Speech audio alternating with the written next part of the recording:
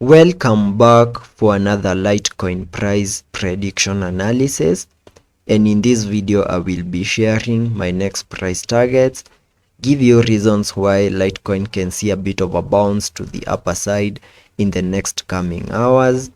also discuss a chart pattern that we have here on the charts that could possibly give us a massive breakout ahead of the Litecoin halving event.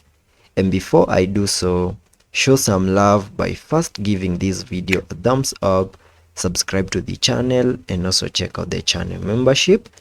And starting the video by first looking at the Litecoin halving countdown,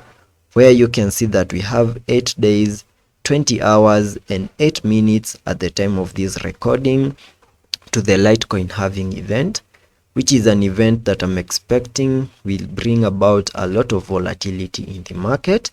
And if I get back to the charts to give you my next price targets, basing it on the technical analysis, at the time of this recording, Litecoin is holding below the 20-day MA here on the 4-hour chart.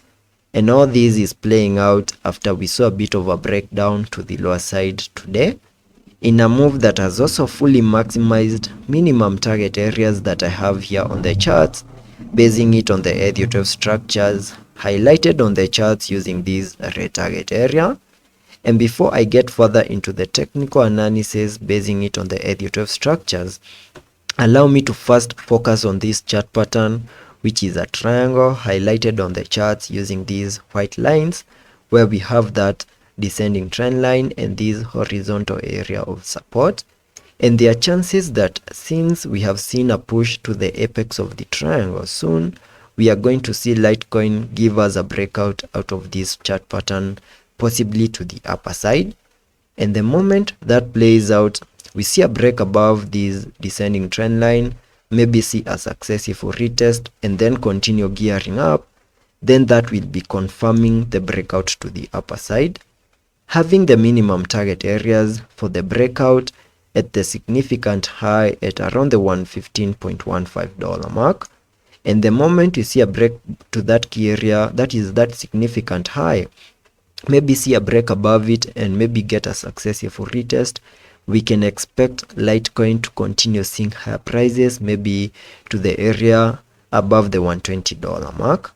And getting back to the Elliot structures, you can see that Litecoin, after seeing this massive crash on the 10th of June, on the 14th of June, giving us a low at around the $70.95 mark,